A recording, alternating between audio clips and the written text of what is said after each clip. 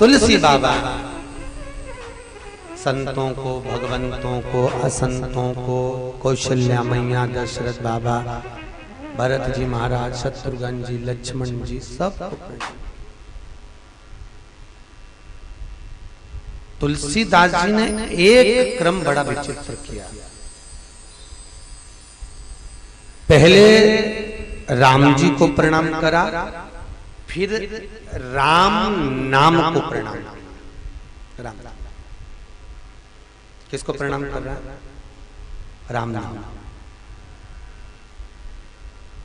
राम जी बड़े कि राम का नाम बड़ा?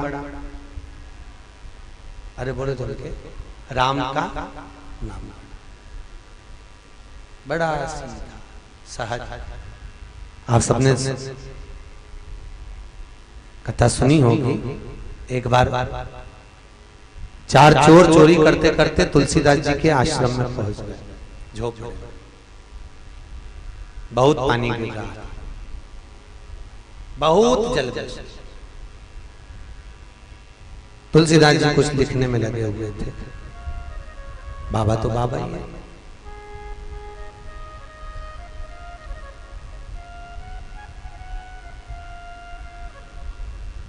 तुलसीदास बाबा तो तुलसीदास ही है। उनका तो मन राम में सदा ही लगा हुआ है। और जब भी कुछ कर्म करते हैं कुछ होशियारी से ही करते हैं। जिस हनुमान चालीसा को आप गाते हो, तुलसीदास जी ने कब इसको लिखी थी?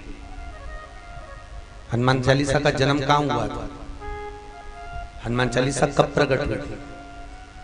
जब एक बार तुलसीदास जी के पास एक बूढ़ी माँ आई और माँ ने आंख में आंसू भरकर कहा, बाबा बाबा। तुलसीदास जी बैठे थे, रामायण का स्मरण कर रहे थे। क्या हुआ बाबा?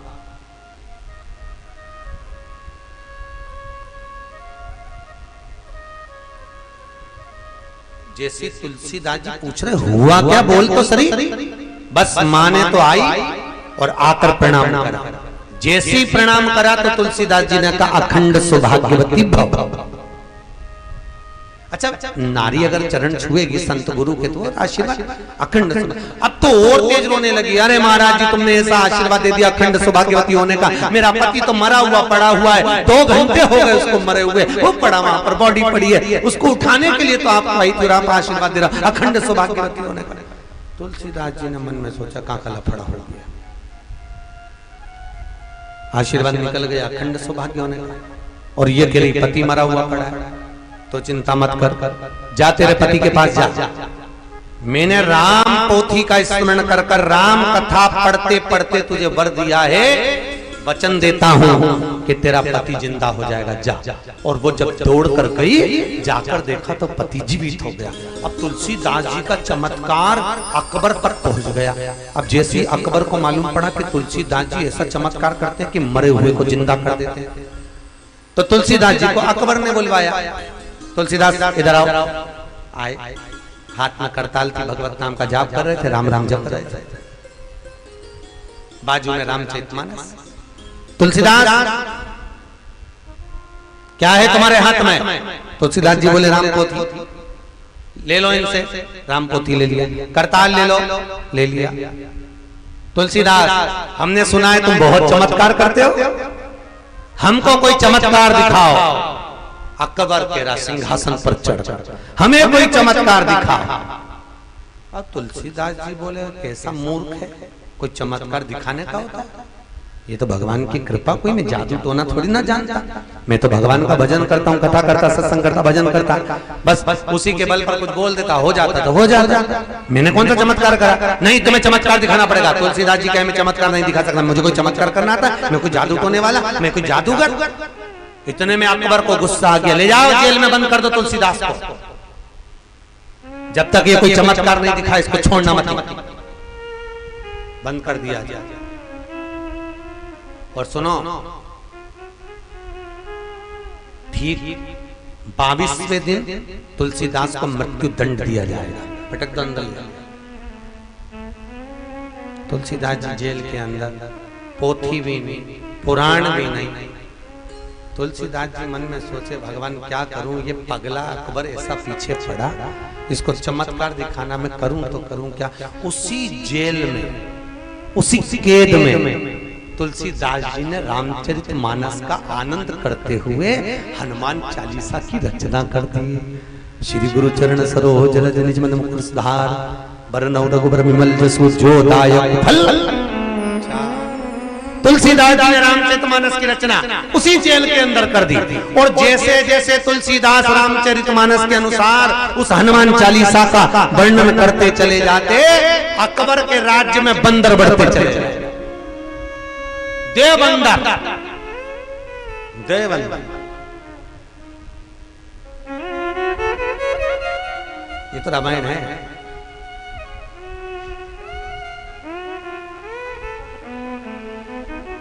आज दोपहर में ठीक 12 बजे, ठीक 12 बजे एक बंदर इसी व्यासपीठ पे बैठा था। यहाँ कुछ खाने का सामान नहीं था, केवल पोथी थी। बंदर की आदत होती है नोचने की, काटने की, तोड़ फोड़ करने की, पर आप देखें ये पोथी जैसी की जैसी रखी है, जैसा कि जैसा वस्त्र बिछा हुआ है, जैसा कि जैसा कर्म। हमने बच्चों से कहा, बच्चे आकर बोले गुरुजी बंदर बैठा है व्यासपीठ पर। हमने कहा फोटो खींच कर ला। जैसी फोटो खींचने के लिए आए बंदर भाग गया। 1 मिनट नहीं,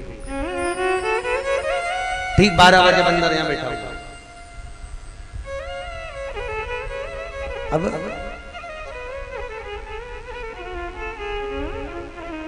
जहां राम है वहां हनुमान है, जहां रामायण है वहां कहीं ना कहीं किसी ना किसी रूप में मेरा हनुमान बैठकर कथा सुन रहा। मानो तो मैं गंगा मां हूं, ना मानो तो बहता पानी, मानो तो राम हूं, ना मानो तो पाषाण की मूर्ति।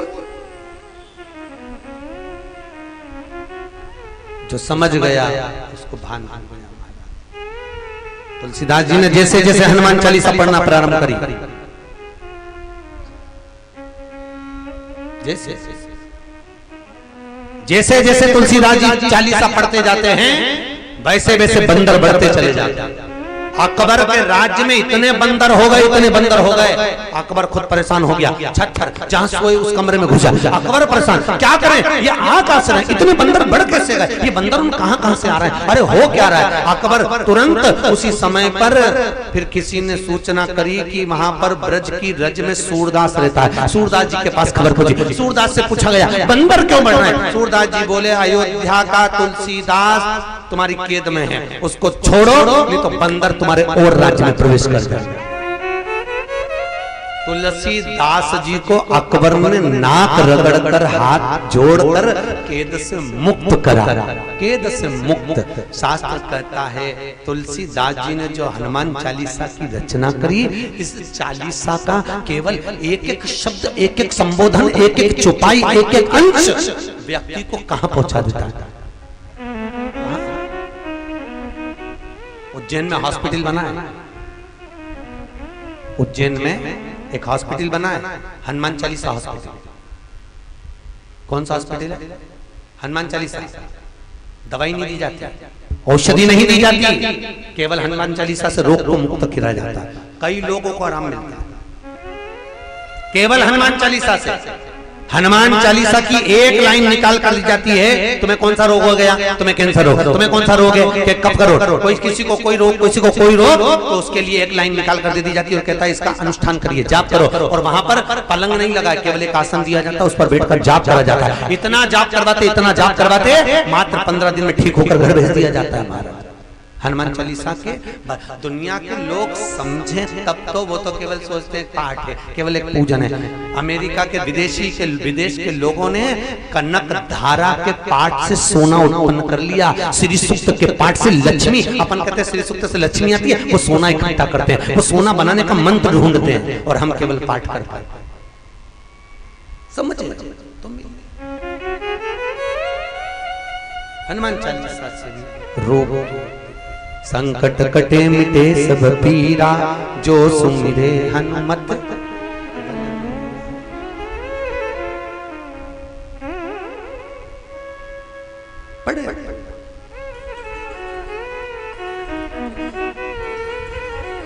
समय तो मिले महाराज, समय नहीं मिलता। आज के जमाने में लोगों के पास समय नहीं है। दिन भर रात भर केवल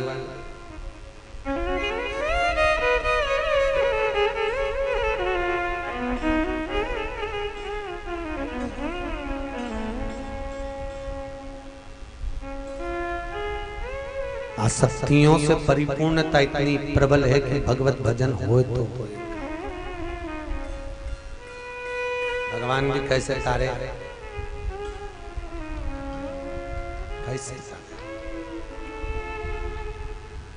पाप करंता हसे य मनवा, जाप करंता रोवे, काम क्रोध में निस दिन जागे, कथा कीर्तन सोवे।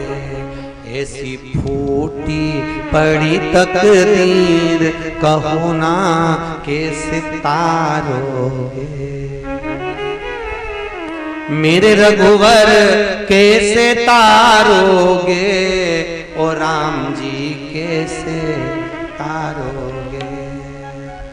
मेली चादर झीमर झीर, कहो ना कैसे तारोगे।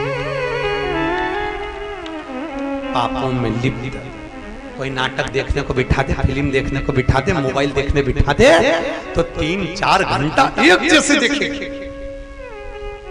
और कोई कथा में बिठा दे, कई बार हमको बहुत आश्चर्य होता है, सोचने में आता है बहुत ज्यादा।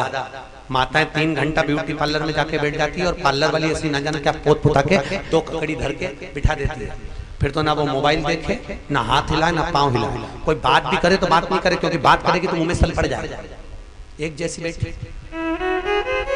ना हाथ हिले ना पांव हिले, 3 घंटा एक जैसी बैठी रहे, ना मोबाइल उठाए ना कोई सामान, बस एक जैसे। कोई बात भी करे तो जवाब नहीं दे, क्योंकि बात करेगी तो सल पड़ जाएगा, सल पड़ जाएगा तो अच्छी नहीं दिखेगी।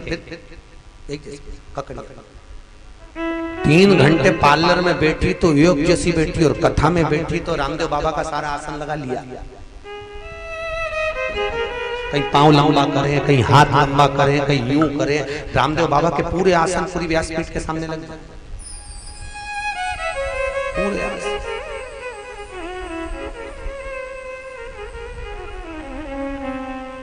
और ध्यान देना, एक पार्लर वो है जिसमें बाहर का श्रृंगार होता है आपका। एक पार्लर, और होंगे ऐसा नहीं नेटवर्क पार्लर है कि नहीं रहे, हम तो निकले नहीं, देख के आएंगे कितना है। एक पार्लर रोड पर बने हुए हैं जिसमें बेटियों का, कन्याओं का, स्त्रियों का श्रृंगार होता है, जिससे उसका पति रीझ जाता है। वो पार्लर में बाहर का श्रृंगार होगा, उससे उसका पति रीझेगा। और ये राम कथा का पंडाल, ये भी एक पार्लर है जिसमें आत्मा का श्रृंगार होता है, जिससे परमात्मा रीझ जाता है। ये भी पार्लर है जिसमें आत्मा श्रृंगार। याद रखो, मैं कौन से कपड़े पहनूं कि अच्छा लगूं दुनिया को, ये अपने मन की बात है। मैं कौन से कपड़े पहनूं कि दुनिया को अच्छा लगूं। कभी विचार करना, मैं कौन सा कर्म अच्छा करूं कि भगवान को अच्छा लगूं। दुनिया को अच्छे लगोगे उससे कोई फर्क नहीं पड़ने वाला, पर उसको अगर अच्छे लग गए तो जीवन का सुख पा जाओगे, जीवन का आनंद मिल जाए, जीवन का आनंद। राम जी महाराज की कथा, राम से बड़ा है राम का नाम। तुलसीदास जी के 4 चोर आ गए, चोरी करने के लिए अंदर प्रवेश कर गए। तुलसी बाबा ने पूछा कौन है, तुलसीदास जी के सामने करे हम चोर हैं। चोर? हाँ। तुलसीदास जी बोले काहे को आयो? तुलसीदास जी से कहा बाबा ये बताओ तुम्हें तैरना आता है? तुलसीदास जी बोले आता है। क्या बात है? हमारे पास चोरी का सामान है, सरयू जी में पानी ज्यादा है, इतना पानी सरयू जी में भरा है, अगर हम बह जाएंगे हम निकले कैसे? पीछे पुलिस वाले लगे हैं तुम्हारे पास में, हमको तुम तैरना जानते हो तो हमको जरा पार कर दो। तुलसीदास जी ने मन में सोचा 85 वर्ष की आयु और 85 साल में रात के 1 बजे कैसे तैरूंगा और कैसे पार उतारूंगा, ठंड लग पड़ रही। तुलसीदास जी ने कहा एक काम करते, बोलो मैं तुमको एक पत्र लिख कर दे रहा हूं, सबसे आगे जो रहेगा इस पत्र को हाथ में पकड़ना, बाकी के सब लोग एक दूसरे का हाथ पकड़ना, पार हो जाओगे। तुलसीदास जी बिना तेरे हाथ पैर भी नहीं हिलाना पड़ेगा, तुम तो पार पकड़ो। तुलसीदास जी ने पत्र दे दिया। एक चोर ने आगे रखा, दूसरे का हाथ पकड़ा, तीसरे का पकड़ा, सामान पीठ पे बांध लिया, चल दिए। सब बिना हाथ पैर हिलाए पार हो गए। सब पार तो हो गए, पर सबने विचार करा कि आखिर ये तुलसीदास ने पत्र में ऐसा क्या लिखा कि हाथ पैर भी नहीं हिलाना पड़ा और पार हो गए? है क्या? खोलो जरा पत्र को खोला तो उसमें लिखा था केवल राम। क्या लिखा था? राम। चोरों ने मन में सोचा, बता बुढ़े ने बेवकूफ बना दिया। बुढ़े ने तो अपने को बेवकूफ बना दिया। ऐसा राम तो अपन भी लिख लेते और पार हो जाते। तो इसमें तुलसीदास जी की महत्ता क्या? सबने को पत्र को वापस आगे करा और आगे करके वापस तुलसीदास जी के पास पहुंच गए। बाबा इधर आओ। बाबा बोले हाँ, ऐसे राम तो हम भी लिख लेते और पार हो जाते। तुमने पत्र में राम लिख कर दिया, हम पार हो गए, ऐसे तो हम भी लिख लेते। तो तुलसीदास जी बोले, कौन ने मना करा कि मत लिखो? तुम लिखो तो सही। अगर एक राम मैंने लिख कर दिया तुम सरयू से पार हो गए, तो अगर एक राम हृदय के अंदर लिख कर रख लोगे तो भाव सागर से पार हो जाओगे। उसको रखो तो सही महाराज, उस राम को रखो तो। फिर वही बात आ गई, ना राम नाम लीनो तूने भरी जवानी में, तो डूब के मर जा रे चुल्लू भर पानी में। मनुष्य का शरीर पाकर भी अगर भगवत भजन नहीं करा, राम नहीं कहा, तो जीवन बेकार है महाराज। इसलिए मुख में हो राम नाम, राम सेवा हाथ में, तू अकेला नहीं प्यारे राम तेरे साथ। प्रारंभ कर रहे हैं।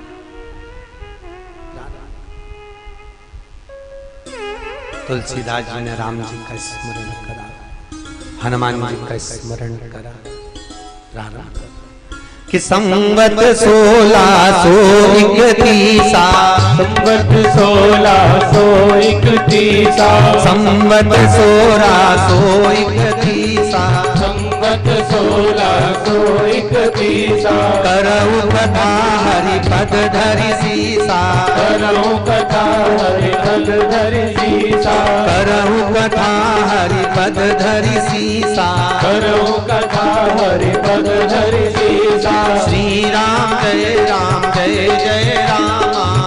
राम जय जय राम, श्री राम जय जय राम, श्री राम जय जय राम।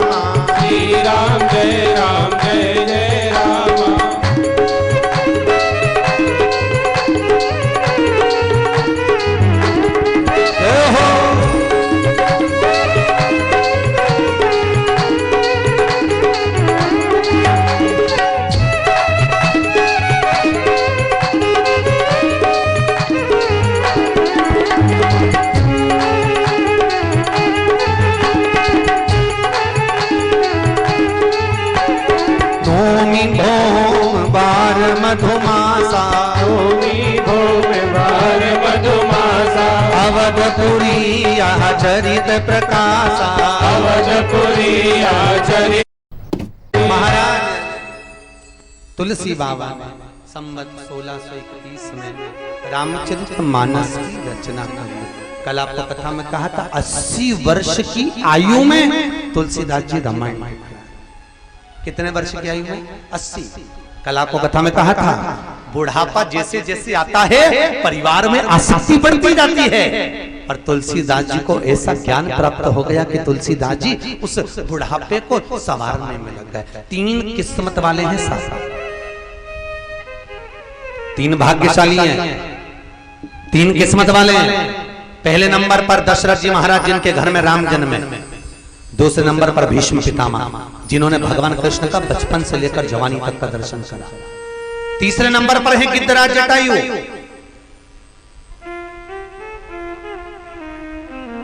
ये तीनों किस्मत वाले। पहले नंबर पर दशरथ जिनके घर में राम जन्मे, दूसरे नंबर पर भीष्म पितामह जिन्होंने भगवान कृष्ण का दर्शन किया, तीसरे नंबर पर गिद्धराज जटायु। रामचरितमानस कहती है इन तीनों में भी प्रबल किस्मत वाले हैं तो गिद्धराज जटायु है महाराज। दशरथ जी के घर में राम जन्मे पर दशरथ जी के प्राण छूटे तब राम सामने नहीं थे। भीष्म पितामह ने भले भगवान कृष्ण का दर्शन किया पर पितामह के जब प्राण छूटे तब कृष्ण सामने नहीं थे। पर गिद्धराज जटायु जिसने जीवन भर मांस खाया पर आखिरी में जब प्राणों को त्यागा तो राम को सामने। तो यहाँ रामायण कहती है बचपन गया जाने दो, जवानी गई जाने दो, अधेड़ी गई जाने दो, पर बुढ़ापा मत बिगड़ने देना। अगर बुढ़ापा बिगड़ गया तो अंत पूरा समाप्त हो गया।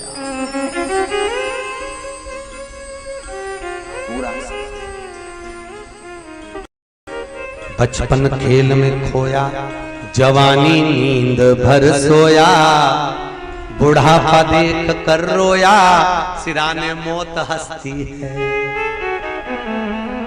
अंतिम बिंदु है बुढ़ापा, बहुत कठिन, सबसे कठिन बिंदु है बुढ़ापा, बहुत कठिन। बचपन तो यूं निकल जाएगा और नेटोर वाली जीजी ऐसा बचपन जाएगा, ऐसा जवानी भोग विलास में यूं निकल जाएगी।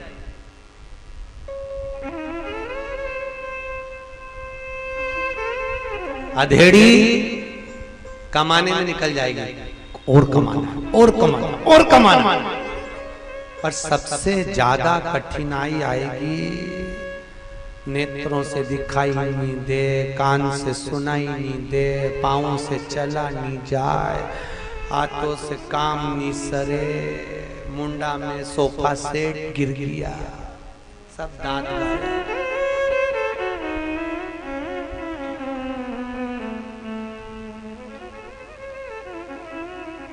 इसलिए कहते हैं भजन करो भरी जवानी में, बुढ़ापा किसने देखा है।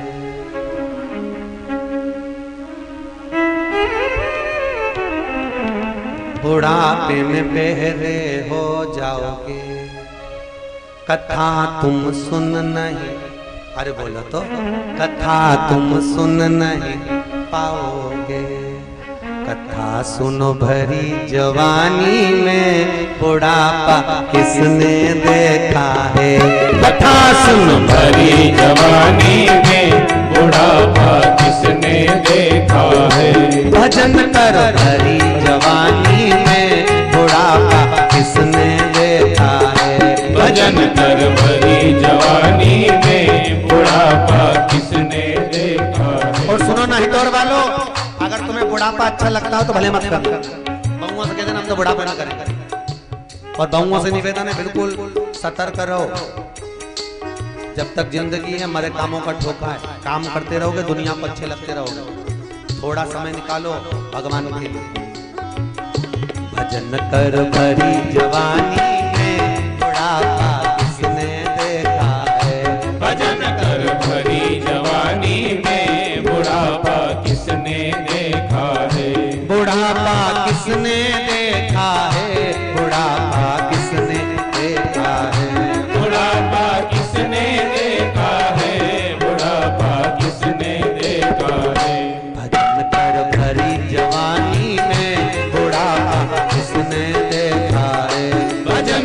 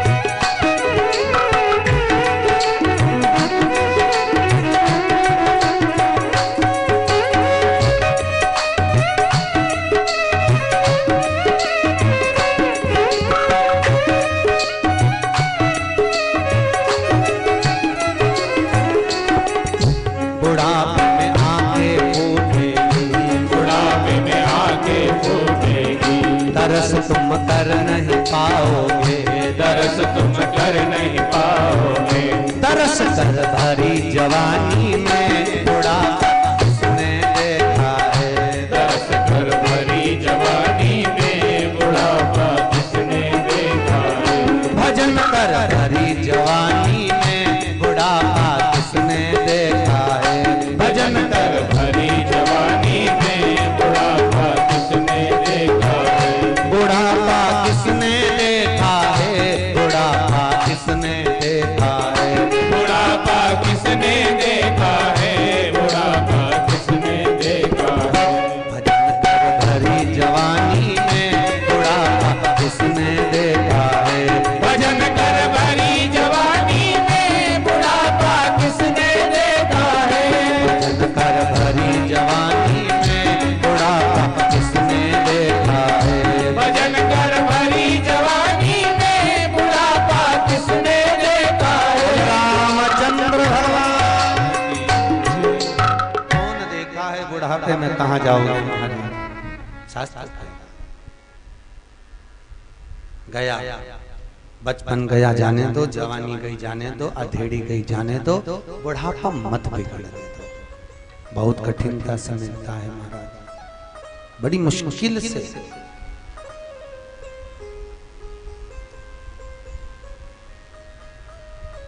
नौमी तिथि भौमवास सुंदर रामचरित मानस को, राम कथा को लिखने के लिए तुलसी बाबा बैठे। एक बात याद रखो अपनी जिंदगी में, कुछ भी अगर अच्छा आप करने जा रहे हैं, कुछ भी अच्छा, तो प्रकृति परमात्मा आपका साथ देते हैं, बिल्कुल देते।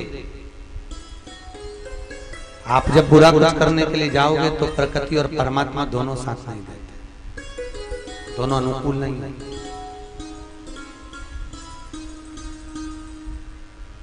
राम और रावण एक ही राशि है।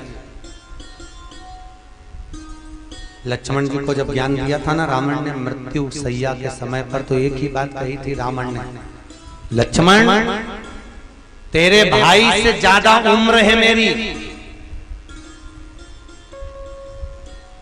तेरे भाई के पास जितनी दौलत नहीं उससे 1000 गुना ज्यादा दौलत है मेरी, तेरे भाई से ज्यादा विद्वान हूं मैं, तेरा भाई तो यज्ञ भी करता है तो सांकल्य छोड़ता है, मैं तो अपना सिर काट काट कर देता हूं। सुन लक्ष्मण, तेरे भाई से ज्यादा धन दौलत उम्र सत्ता व्यवहार सब कुछ मेरे पास ज्यादा है, फिर भी आज मैं मर रहा हूं, प्राण छोड़ रहा हूं। उसका कारण केवल इतना सा है, राम चरित्रवान है और मैं चरित्र से वंचित हूं। मेरे मरने का केवल एक कारण, वो चरित्रवान है और मैं चरित्र से हटकर, मेरा चरित्र ठीक नहीं। कितना विचित्र चरित्र का था रावण, कितना विचित्र चरित्र का, जो अपनी धर्म पत्नी मंदोदरी की बड़ी बहन माया को देखता है। मंदोदरी की बड़ी बहन का नाम था माया।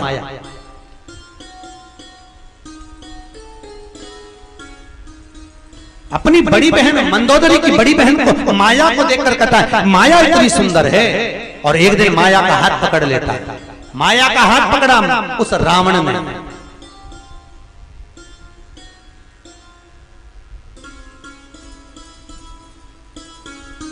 माया पतिव्रता धर्म का पालन करती थी, पति को परमेश्वर मानती थी, पति चरणों का स्मरण करती थी। माया ने भी एक दिन रावण को देखा और उसने जब हाथ पकड़ा, मात्र रावण ने छुआ था माया को, मंदोदरी की बहन को, केवल छुआ, तो माया ने कह दिया था लंकाधिपति रावण मैंने अपनी छोटी बहन मंदोदरी का विवाह तुम्हारे साथ में कराया। तुम मेरे बहनोई हो, तुम मेरे दामाद हो, तुम मेरे पुत्र के तुल्य हो, पर तुमने माता का हस्तकमल पकड़ा है काम वासना से। मंदोदरी की बड़ी बहन माया कहती है मेरा श्राप है लंकाधिपति रावण कि तुझे अपनी वीरता का, सुंदरता का, धन का, वैभव का जो अभिमान है वो टूटेगा और इसी मृत्यु लोक में तो धराशायी होकर पड़ा होगा। लंकाधिपति रावण कहते हैं मेरी नाभि में अमृत, मेरे पास में अमृत है, मैं मर नहीं सकता। माया कहती है मैं माया मंदोदरी की बड़ी बहन आज तुझे श्राप देती हूं लंकाधिपति लंकेश कि तुम मृत्यु की सैया पर पड़ा रहे, तब तुझे मेरी याद आई। इस वचन को याद रखना कि तुझे भी मारने वाला प्रकट होगा। चरित्र ठीक नहीं था रावण, और दुनिया में याद रखो अगर चरित्र अच्छा नहीं है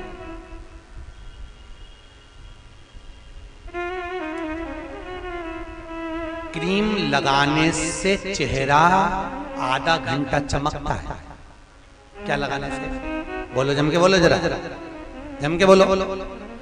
क्रीम लगाने से चेहरा पर चमक आधे घंटे की रहती है, पर केवल क्रीम की चमक आधे घंटे, 1 घंटे, 2 घंटे रहती है, पर अच्छे कर्म की चमक मनुष्य के शरीर पर जीवन भर रहती है। क्रीम की चमक 2 घंटा, 4 घंटा, 10 घंटा, 8 घंटा, पर अच्छे कर्म की जो चमक होगी, अच्छे क्रीम की चमक नहीं, अच्छे कर्म की जो चमक होगी वो आपको जीवन पर्यंत तक रहेगी। बुढ़े भी हो जाओगे तो भी सुंदर दिखोगे। कई नेटोर में देखना बूढ़ी बूढ़ी माताओं को, बुजुर्ग हो गई होंगी बहुत बूढ़ी, उसके बाद भी चेहरे की चमक, बहू पहने एक से बढ़कर एक साड़ी और बुढ़िया मात्र कांजीवरम की हल्की सी साड़ी पहन के बाहर निकल जाए तो बहुओं का हृदय जल जाए। सास तो देख क्या जोरदार लग रही, ओल्ड इज गोल्ड। कई बूढ़े बूढ़े लोगों के भी चेहरे पर चमक होती है। लोग कहते कितनी चमक है इसके चेहरे पर, कुछ भी नहीं लगाया। तुम्हारे घर में भी सास होगी, देखना तुम, एक बहू तैयार होती है, 1 घंटा तक डेंटिंग पेंटिंग करे, 1 घंटे तक पहले पेंसिल से लाइन खींचे, फिर डब्बा भरे, उसके बाद तैयार होगा, 4 घंटे में तैयार हो गए। और वो बेचारी बूढ़ी अम्मा 2 मिनट में ऊंचे उछाए बाल पे चोटी करके रिबन बांध के जो निकल के चल दे तो बेचारी बहू का भी जान चल जाए। डोकरी तो देखो क्या जोरदार लग रही। क्यों? ये तुम्हारी क्रीम की चमक है और उसके पास कर्म की चमक, बस अंतर इतना। क्रीम की चमक 2 घंटे 4 घंटे तक रहेगी, पर अच्छे कर्म की चमक जीवन पर्यंत तक रहेगी। आप अच्छा कर्म तो करो, अच्छा करने का प्रयास करो, वो चमक घटेगी नहीं, बढ़ती जाएगी। कहते हैं ये चमक ये दमक फुल्लवन में महक सब कुछ सरकार तुम्हीं से है, मेरे राम से ही तो प्राप्त है, हम ही तो दे रहा है। फिर वही बात है, मत बुरे कर्म कर बंदे वरना पछताएगा, भगवान की आंखों से तू बच नहीं पाएगा। ऑफिस में लिखा हुआ है, स्कूल के दरवाजे पर, आप कैमरे की निगाह में हो। क्या लिखा है? आप कैमरे की निगाह में हो। ये तो दुनिया वालों ने बाद में लिखा, और कैमरे की निगाह में हो तो काम अच्छा करोगे। उसी तरह भगवान कहते हैं जब तेरा जन्म नहीं हुआ तू मां के गर्भ में पड़ा था, उस दिन से लेकर मरेगा तब तक मेरी निगाह में रहेगा। कैमरे की निगाह में हो, थोड़ा सा भी गलत काम करते हो, सोचते हो कोई नहीं देख रहा, भगवान के कैमरे की निगाह में है, चिंता मत कर। तो सरी पूरी फाइल खोल खोल के दिखाऊंगा तूने करा क्या क्या था, हिसाब तो लूंगा, हिसाब लिए भी कर नहीं दूंगा। आप अपने बेटे को कभी 100 रुपए दियो? बोलो तो 100 रुपए देकर कहा बेटा जब बाजार से सामान लिया, बेटा गया, मम्मी क्या लाना है? एक सरफ की थैली लिया 25 रुपए की और 5 रुपए का बिस्कुट का पैकेट लिया। बेटा 100 रुपए का सामान लेने गया, 25 रुपए की सरफ की थैली लाया, 5 रुपए का बिस्कुट का पूड़ा लाया। आपने हिसाब लिया कि नहीं लिया? अरे बोलो तो सही, लिया ना? पूछा ना कितने की सरफ की थैली आई? मम्मी 25 रुपए की। बिस्कुट का पूड़ा कितने का आया? 5 रुपए का। जब तुम अपने बेटे से 100 रुपए का हिसाब ले सकते हो तो वो भी तो 100 साल का हिसाब लेगा ऊपर जाने पर कि नीचे गया था तो करा क्या क्या था, बोल तो सही। बचपन कहाँ गवाया, जवानी कहाँ गवाई, अधेड़ी कहाँ गई, बुढ़ापा कहाँ गवाया, वो भी तो लेगा 100 साल का हिसाब। तुम 100 रुपए का लो तो वो 100 साल का तो लेगा। करा क्या पूछेगा, क्या करा महाराज। सुंदर तिथि, सुंदर समय, शास्त्र कहता है जब जब कोई अच्छा काम करने जाओगे, तिथि समय सब अच्छा होगा। आप अच्छा करने का प्रयास करो, सब अच्छा।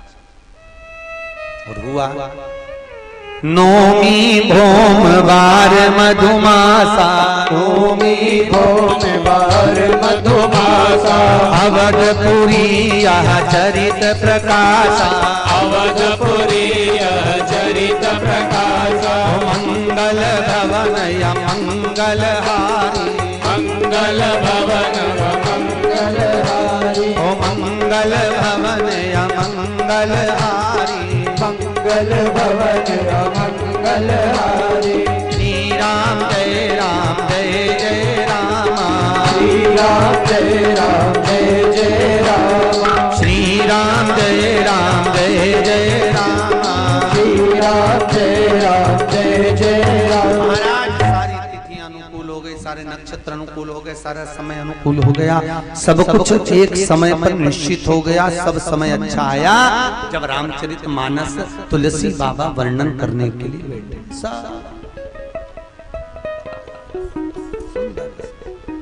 तुलसी बाबा लिखते हैं सुंदर त्रिवेणी संगम है, प्रयागराज की भूमि है, वहां पर संत महात्मा तपस्वी तप साधक सब विराजमान हैं चारों तरफ।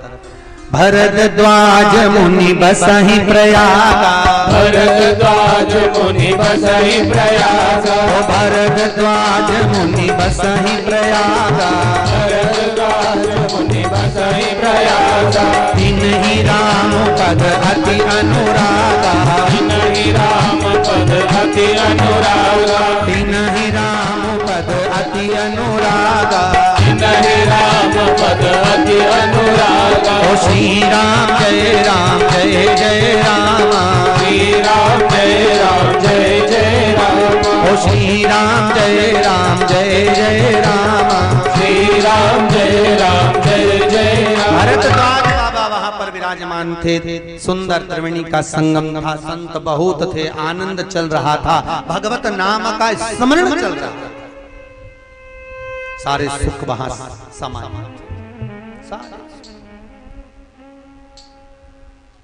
तब प्रयागराज की भूमि पर सारे तीर्थ, सारे व्रत, सारा दान, सारा पुण्य, सारा सत्कर्म एक जगह पर एकत्रित हो जाए। त्रिवेणी संगम, गंगा यमुना सरस्वती, ज्ञान भक्ति वैराग्य का जहां संगम।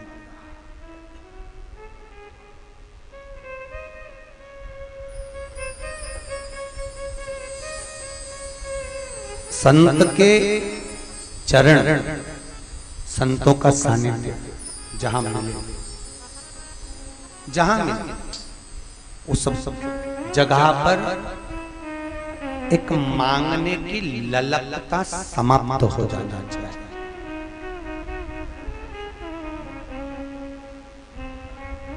मांगने की ललकता समाप्त हो जाए। प्रयागराज में कुंभ मेले में अभी माघ महीने में जब मेला भराता है, बहुत लोग वहां पर कल्पवास के लिए जाते हैं, वहां रुकते हैं। तो किसी से पूछा, टीवी वाले वहां पर पहुंचे, इंटरव्यू लिया कई लोगों का, आप यहाँ रहते हो? हाँ, हम तो कई साल से आ रहे हैं, प्रयागराज के मेले में आते हैं, हर साल आते हैं, माघ महीने में पहुंचते हैं, सुंदर आनंद में रहते हैं। क्यों रहते हैं? टीवी वालों ने इंटरव्यू लिया, कहा यहाँ पर रहने से बैकुंठ मिलता है।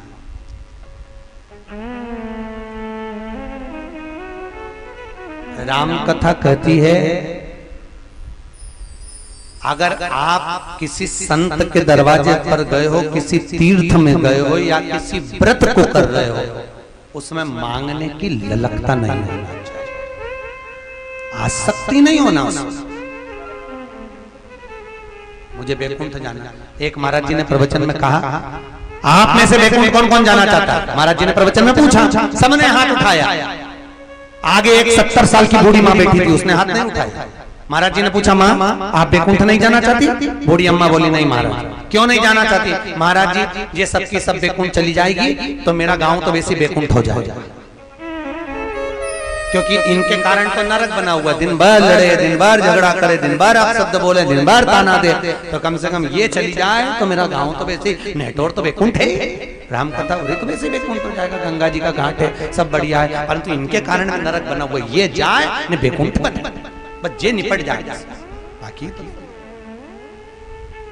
तो शास्त्र कह रहा है हमें कुछ मांगना नहीं है भगवान के दरवाजे पर। कई लोगों की याद, वो द्रौपदी ने गलती कर दी, ऐसी गलती तुम मत करना। द्रौपदी ने अपने जीवन में एक ही गलती करी थी। द्रौपदी जब ब्राह्मण के घर की बेटी थी, पिताजी ने कहा था किसी से कुछ मत मांगना, और द्रौपदी के घर में ब्राह्मण की लड़की, जब पूर्व का जन्म था ब्राह्मण का, ब्राह्मण के घर में उस द्रौपदी के यहाँ संत आ गए और द्रौपदी से कहते हैं, मांग तुझे क्या चाहिए? संतों की खूब सेवा करी और आखिरी में उस ब्राह्मण लड़की ने, ब्राह्मण कन्या ने, वो द्रौपदी ने कह दिया, अगला मेरा जब जन्म हो तो सुंदर पति मिले, विद्वान पति मिले, ज्ञानवान पति मिले, धैर्यवान पति मिले, अति रमणीय पति मिले, धैर्यवान पति मिले। द्रौपदी ने 5 बार बोला ऐसा पति वैसा पति, तो संतों ने भी कह दिया जितनी बार बोले उतनी मिले जा। वो सोच समझ के मांगना चाहिए। कई माताएं मंदिर में जाके कहती थी भगवान छोरा दे दो, छोरा दे दो। भगवान कहते 2 बार बोली जा जोड़ मां, जा जोड़, 3 बार बोली तो तिड़ मां जा, 4 बोली चतुर्भुज जा, ऐसी औलाद तेरे यहाँ पैदा हो जा, मांग मांग। तो क्या भगवान क्या बेहरा मेरा है जो तुम एक ही बात को 25 बार बोलती, भगवान भगवान भगवान? क्या मांगा? अरे भाई,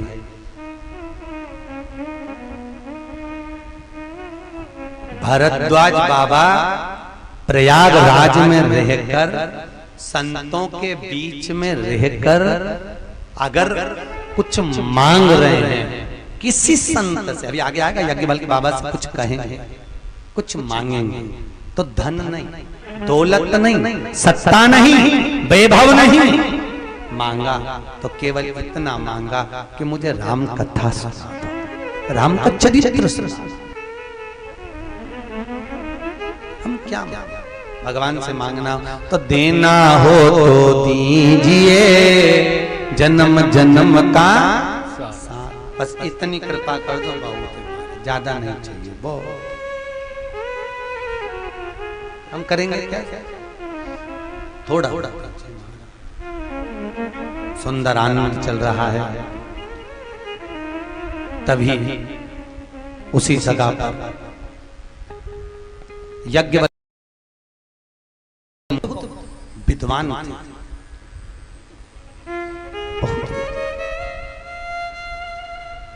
जहां सत्संग चल रहा हो, कथा चल रही हो, भगवत चर्चा चल रही हो, वहां अगर कोई विद्वान, कोई संत, कोई साधु, कोई सन्यासी, कोई तपस्वी, कोई साधक, कोई उपासक आ जाए, समझ लो राम कथा पर कृपा हो गई। 4 संत बैठे और कोई दूसरा आ रहा है, विद्वान आ रहा है, होता है। जैसे हमने कल हमारे वो अग्रवाल जी बोल रहे थे महाराज जी, उसमें लिस्ट में था कि हमारे नौटोर के भी संतों का सम्मान, जो भी विद्वान लोग आए उनका, तो प्रसन्नता की बात है। कि अगर कथा हो रही है, सत्संग हो रहा है, कोई प्रवचन चल रहा है और उस बीच में अगर अपने नगर के, अपने गांव के, अपने आसपास के कोई संत महात्मा जोगी सन्यासी विद्वान जन अगर आते हैं, उनका आदर सम्मान होना चाहिए। उनके आने से शोभा है, उनके आने से शोभा है। यज्ञवल्क बाबा को देखकर भरद्वाज बाबा ने एक विनती करी महाराज, एक निवेदन कि नाथ एक संशय बड़ मोरे, नाथ एक संशय बड़ मोरे, करगत वेद तत्व सब तोरे, परमत भेद तत्व सब तोरे, नाथ एक संशय बड़ मोरे, नाथ एक संशय बड़ मोरे, करगत वेद तत्व सब तोरे, परमत भेद तत्व सब तोरे, श्री राम जय राम जय जय राम, श्री राम जय राम जय जय राम, ओ श्री राम जय राम जय जय राम, श्री राम जय राम जय जय राम। महाराज मेरे मन के संशय को मिटा दीजिए, एक संशय बड़ा भारी है। क्या संशय है? संशय ये है, अब देखो राम कथा की शुरुआत मन के संशय को मिटाने के लिए, भगवत पद को पाने के लिए, संतों का जो सानिध्य हो रहा है उससे भगवत पद की प्राप्ति के लिए राम कथा या संशय से महाराज राम कौन है? राम कौन? और आपको कल कथा में कहा था, आपको कल कथा में वर्णन किया था कि महाराज एक मन का संशय ये है कि हम जो ग्रहण कर रहे हैं, हम जो पा रहे हैं, हम जिस कथा का रस स्वादन कर रहे हैं, हम जिसको छू रहे हैं, वह राम या दशरथ जी का बेटा राम, कौशल्या के पुत्र राम, जो वन में गए वो राम, या जो शबरी के दरवाजे पर पहुंचे वो राम, ये सब राम की भ्रांति या सभी राम में कोई अंतर है क्या महाराज? सब राम में कोई भेद नहीं है, राम अलग नहीं है, राम कोई विभाजित नहीं है, राम एक राम दशरथ का बेटा, एक राम घट घट में बैठा, एक राम का सभी पसारा, सब राम एक ही है, उसमें कोई भेद नहीं। महाराज दुनिया के लोगों ने भेद कर दिया कि राम अलग है, कृष्ण अलग है, शिव अलग है। माताएं कह देती कई बार हम राम जी को मानते हैं, वो कहते हैं हम शंकर जी को मानते हैं, वो कहते हैं हम कृष्ण जी को मानते हैं, हम उनके मंदिर नहीं जाते, हम ऐसा नहीं करते। सबने अपने अपने धर्म को बांट लिया, कोई कहता हम इस धर्म के, कोई कहता हम वो धर्म के, वो कहता हम इस धर्म का है, हम भगवान की कथा में नहीं जाएंगे, हमारा ये धर्म है, हम इसमें नहीं जाएंगे, हमारा ये कर्म है, हम नहीं जाते। याद रखना, गुलाब जामुन खा लो, इमरती खा लो, भजिया खा लो, समोसा खा लो, खाने के बाद जाना तो पेट में ही है। उसी तरह राम कह लो, कृष्ण कह लो, शिव कह लो, तुम्हारी मर्जी पड़े जो कहो, पर आखिरी में तो वहीं जाओगे कि और कहीं चले जाओगे? अरे बोलो तो, कोई दूसरी जगह भी हो तो बता दो, किसी को जाना हो, जाना तो वही, कुछ भी खाओ, गुलाब जामुन, इमरती, भजिया, पकोड़ा, रसगुल्ला, तुम्हारा मन पड़े जो पाइए जाओगे वहीं। उसी तरह चाहे राम कहो चाहे जग में सुंदर है तो तुम्हारी मर्जी पड़े जो जपो, बस जपने में तुम्हारा भाव शुद्ध होना चाहिए। भगवान को पाने के लिए कपड़ा पहनने की जरूरत नहीं होती कि हम कौन से कपड़े पहनकर भगवान को पाएं, कौन से बस भगवान को पाने के लिए कपड़ा नहीं बदला जाता, भगवान को पाने के लिए कलेजा बदला जाता है केवल कलेजा बदल लो, भगवान मिल जाएगा। कपड़ा बदलने से कई लोग होते हैं कपड़ा बदल बदल के भगवान को पाने का सोचते हैं कि अभी हमने ये वाले कपड़े पहन लिए, फिर हमारे कपड़े अशुद्ध हो जाएंगे, हम इसको शुद्ध कर लें। भगवान को पाने के लिए कपड़ा नहीं, कलेजा बदलने की जरूरत है। कलेजा बदलोगे भगवान मिल जाएगा। आप तो मिल सकता। महाराज मेरे मन के संशय को मिटा दीजिए। भगवान कहते हैं यही प्रसंग एक बार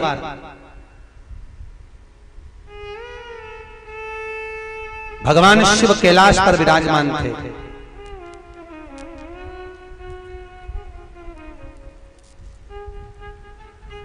यही कथा एक बार भगवान शंकर कैलाश पर विराजमान थे और माता पार्वती के सम्मुख में वट वृक्ष की छांव में ये बात कही गई। कैलाश पर्वत पे कौन कौन गया? कैलाश के दर्शन करने कोई गए हो आपके यहाँ से नेट और से? कैलाश पर्वत के ऊपर एक वृक्ष है। आप कभी नेट पे सर्च करेंगे उसमें आएगा कि कैलाश पर्वत के ऊपर एक वृक्ष है, पर उस वृक्ष का दर्शन कोई कर नहीं पाया आज तक भी। आप नेट पे सर्च करना आपको मालूम पड़ेगा। जो पर्वत पर चढ़ने का प्रयास करता है वो वहीं समाप्त हो जाता है, पर पर्वत पर चढ़ नहीं पाया। माउंट एवरेस्ट के उस पर्वत श्रृंखला से भी नीचा पर्वत श्रृंखला है कैलाश, पर दुनिया के लोग उस पर चढ़ गए, पर इस पे नहीं चढ़ पाए। उसी वृक्ष की छांव में मां जगज्जननी जगदम्बा और शिव का संवाद हो रहा है। शिव का पार्वती जी ने पूछा, महाराज आपके गले में जो ये मुंडे की माला पड़ी हुई है, ये मुंडों की माला किसकी है? शंकर भगवान ने कहा तेरी। होता है पति के गले में अगर एक चेन पड़ी रहती है तो पत्नी पूछती है क्यों जी ये चेन कहां से आई? तो पति कहता है जब घोड़ी चढ़ के सेहरा बांधकर जब तेरे दरवाजे पर पहुंचा था, तेरे पिताजी ने मेरे गले में एक चेन पहनाई थी। बस वो एक ही चेन इतनी भारी पड़ गई, उस दिन से मैं खुद बेचैन हो गया। वो नी पहनता तो अच्छा था, वो एक ही चेन भारी पड़ गई। अच्छा है वो तो ससुराल वाले 2-4 चेन नहीं पहनाए, एक ही चेन इतनी भारी है कि आज तक बेचैन पड़े। 2-4 चेन पहन लेते तो कहां चले जाते। सोचो आपके गले में इतने सारे मुंडे किसके हैं? शंकर भगवान बोले पार्वती सब तेरे। शिव महापुराण की कथा में विद्धेश्वर संहिता में लिखा हुआ है पार्वती का जो जन्म है वो 52वें नंबर का है, 52 नंबर का। कौन से नंबर का है? 52वें नंबर की पार्वती का। पार्वती 51 जन्म ले चुकी थी। तो पार्वती जी ने शिव जी से पूछा कि आपके गले में जो मुंडों की माला है किसकी है? भगवान शंकर बोले सब तेरे।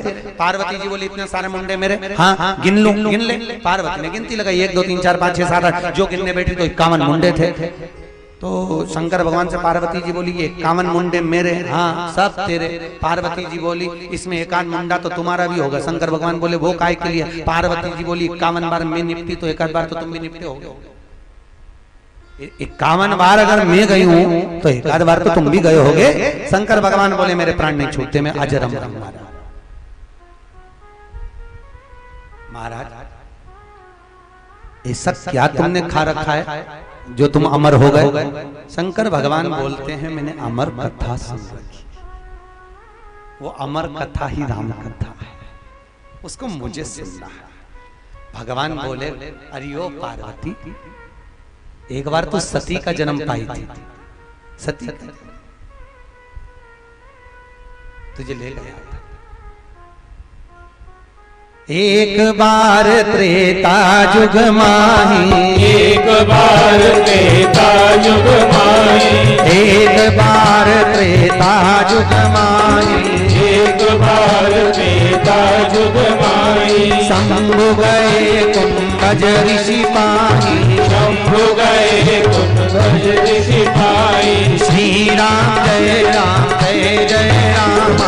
श्री राम जय जय रामा। ओ श्री राम जय जय रामा।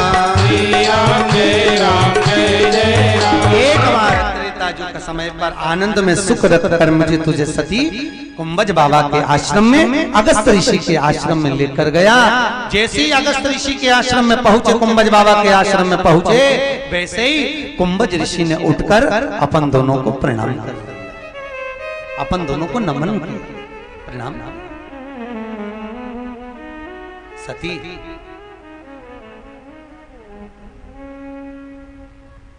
तेरे मन में आया जब ये कथा वाचने वाला हमको प्रणाम कर रहा है तो कथा क्या सुनाएगा? कथा क्या सुनाएगा? कथा वाचने वाला कथा सुनने वाले को प्रणाम करता है। एक नियम, हम यहाँ पर आए या कोई भी वक्ता आपके यहाँ जो कथा करने आए होंगे उनका नियम है, पोथी को प्रणाम करेंगे, व्यासपीठ को नमन करेंगे, आपके हाथ जोड़ेंगे, आपको प्रणाम करेंगे। क्यों? कथा वाचने वाला कथा सुनने वाले को प्रणाम करता है। कुंभज बाबा ने, अगस्त बाबा ने सती मैया को, शिव को प्रणाम करा, क्योंकि वाचने वाले से बड़ा होता है सुनने वाला। बड़ा कौन है? बोलो, जम के बोलो। सुनने वाला। सुनने वाला इसलिए बड़ा होता है क्योंकि सुनने वाला जमीन पर बैठता है। जो जमीन पर बैठता है उसको लोग जमींदार कहते हैं। तुम सब कौन हो? अरे बोलो तो जमींदार।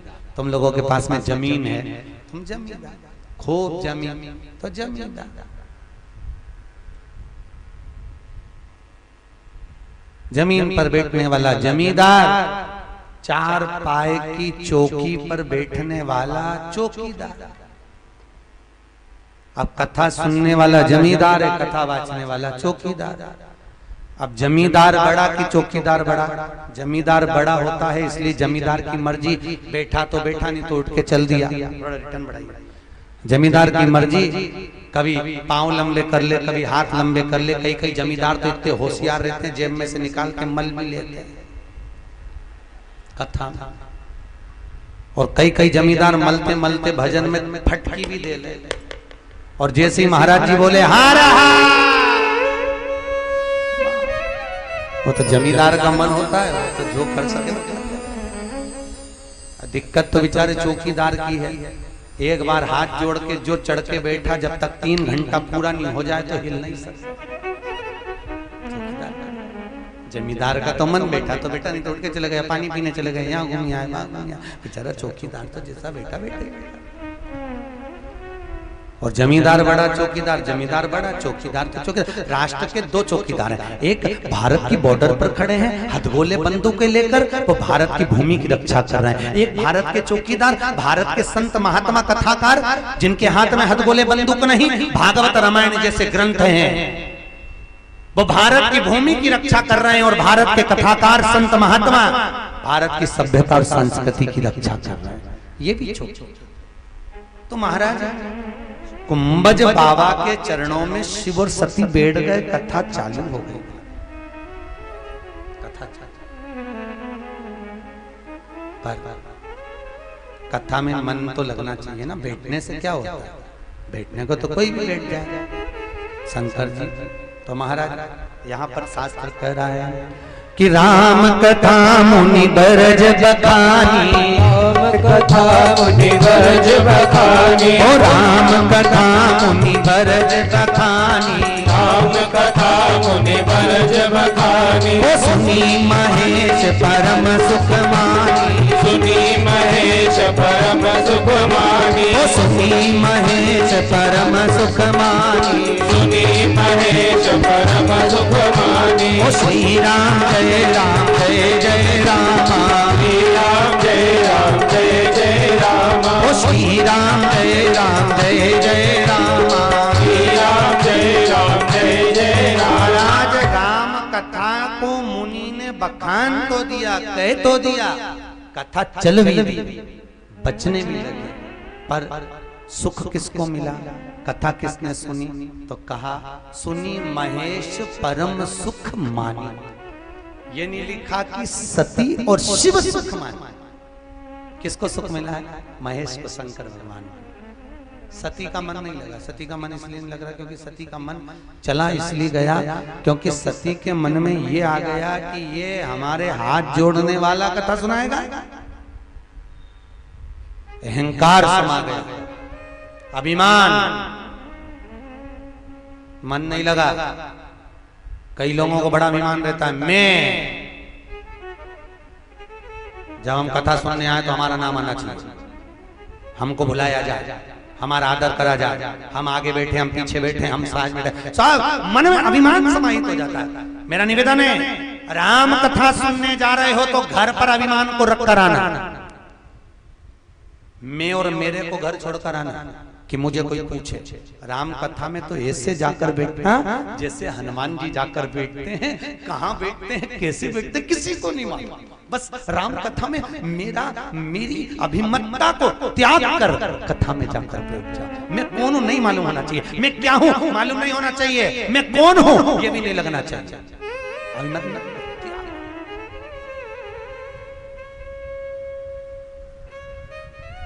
अभिमत्ता का त्याग। अहंकार में 3 गए धन वे बहु और वंश, ना मानो तो देख लो रावण कौरव और कंस। अभिमान में चले गए, अभिमत्ता में गए, अहंकार का त्याग कर। शंकर भगवान को अच्छा लगा, कथा सुन चले। कथा सुनकर जब चले, बीच में राम जी का दर्शन हुआ। कथा का सबसे बड़ा फल है महाराज जी, अगर राम कथा अपने दिल से सुनी है तो 9 दिन के अंदर तुम्हें राम का दर्शन हो जाएगा। 9 दिन के अंदर, यहाँ तो दूसरे दिन ही हो गया, 9 दिन तो भाग। तुम जिस भाव से सुनो, बस अहंकार को छोड़कर सुनना। 9 दिन के लिए छोड़ दो कि तुम्हारे पास कौन सा पद है। 9 दिन के लिए छोड़ दीजिए कि आप कौन है। 9 दिन के लिए छोड़ दो कि आप क्या हैं। बस ये मान के चलो कि हमें तो केवल कथा को सुनना है, राम मिलेगा। 9 दिन के अंदर दर्शन होगा, साक्षात्कार होगा। साक्षात्कार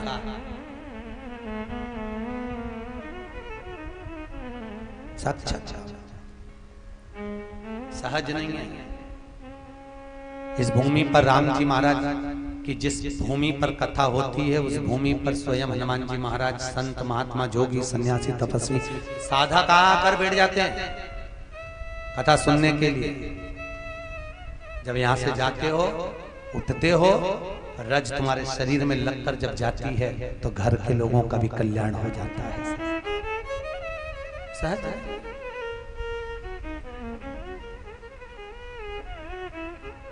महाराज राम का दर्शन हुआ, शंकर भगवान ने प्रणाम करा।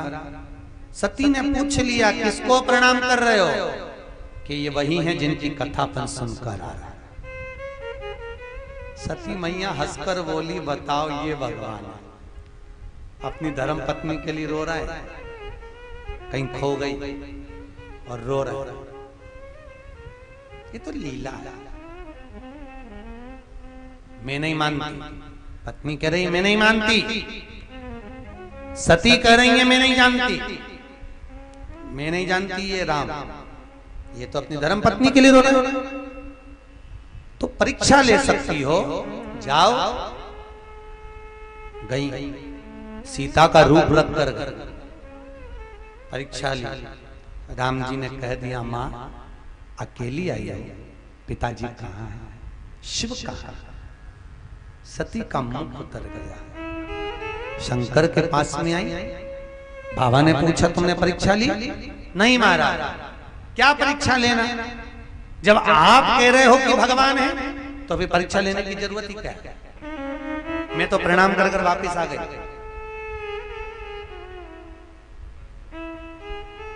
बहुत झूठ बोलती है माताएं कई बार।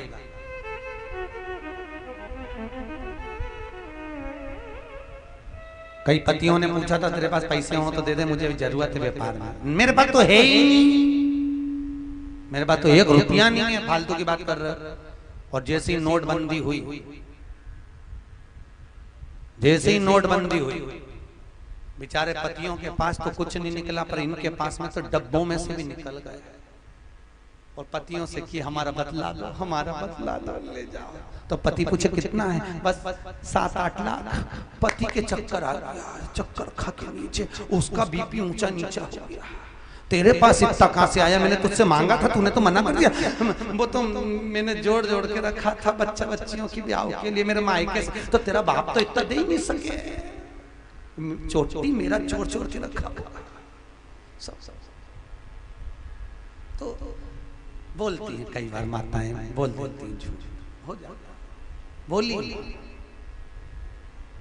माँ बोल। मैंने कोई परीक्षा नहीं, शंकर भगवान ने ध्यान लगा कर देखा, सीता का रूप रख कर गई थी। मन से सोच लिया ये मेरी माँ का रूप रख कर गई, अब मैं इसके साथ में रह नहीं सकता। गए तप में लीन, साधना में लीन। हजारों वर्ष हो गए, हजारों तब साधना में सती मैया। कुछ समय के बाद जब समाधि टूटी है शिव की, सती मैया से कुछ बात हुई। पिता दक्ष प्रजापति के यहां पर यज्ञ की रचना हुई। शंकर उसमें बैठे हुए थे जिस समय मीटिंग चल रही थी। आना हुआ, आगमन हुआ, और दक्ष प्रजापति का आगमन हुआ। जब आगमन हुआ, दक्ष सबने उठकर प्रणाम करा, शिव ने नहीं, क्रोध आ गया।